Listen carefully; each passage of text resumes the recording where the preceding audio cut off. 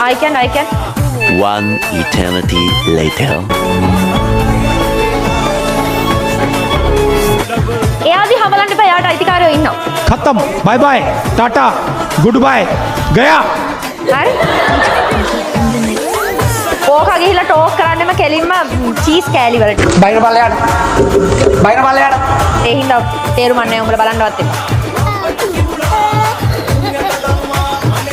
ඌට ඉන්නවා ඌට වැඩක් නැහැ. හරි? බලන්න එපා තේරුම් ගන්න. already book. ඕන්න ඔක තමයි ප්‍රශ්නේ. කියලා තියන්න බෑ නේද? හිතරි දෙනවනේ. එයා ඉවරයි. එයා almost done. හරි. ලබනම අවුරුද්දේ බඳිනවා. දැනටත් ළමයි 5ක් විතර ඉන්නවා.